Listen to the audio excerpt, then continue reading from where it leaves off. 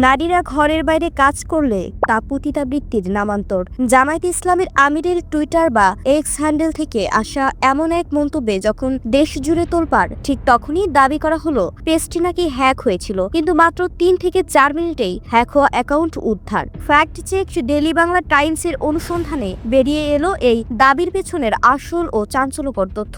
Social media এক্সপার্টদের মতে কোনো verified account hack হলে 2 ফ্যাক্টর বাইপাস বা আইডেন্টিটি কনফার্মেশন করে তা উদ্ধার করতে সাধারণত 24 থেকে 72 ঘন্টা সময় লাগে। অথচ জামায়াত আমিরের দাবি তিনি মাত্র 3 থেকে 5 মিনিটের মধ্যে অ্যাকাউন্ট রিকভার করেছেন। প্রযুক্তিবিদরা বলছেন হ্যাকারের নিয়ন্ত্রণ থেকে এত স্বল্প সময়ে অ্যাকাউন্ট ফিরে পাওয়া আক্ষরিক অর্থেই অসম্ভব এবং এটি একটি ভৌতিক দাবি। বিশ্লেষকরা বলছেন মূলত নারী বিদ্বেষী ওই টুইট নিয়ে যখনই রাজপথ থেকে সোশ্যাল মিডিয়া উত্তাল হয়ে ওঠে, তখনই জনরোষ থেকে বাঁচতে এই হ্যাক নাটক সাজানো হয়েছে। নিজের অপরাধ ঢাকতেই এমন অযৌক্তিক অজুহাত দাঁড় করানো হয়েছে বলে মনে করছেন রিস্ক ম্যানেজমেন্ট বিশেষজ্ঞরা। তাছাড়া জামায়াত শিবিরে রয়েছে দেশ ও বিদেশের শক্তিশালী সাইবার প্যানেল, যারা শীর্ষ নেতাদের আইডির সর্বোচ্চ নিরাপত্তা নিশ্চিত করে। এমন নিচ্ছিদ্র নিরাপত্তা ভেদ করে হ্যাক হওয়া এবং নিমিষেই তা উদ্ধার করা পুরোটাই সাধারণ মানুষের চোখে ধুলো দেওয়ার কৌশল বলে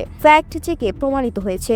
এটি যে কোনো সাইবার আক্রমণ নয়, বরং উদ্দেশ্য প্রণোদিত বিভ্রান্তি, তা এখন দিনের আলোর মতো পরিষ্কার।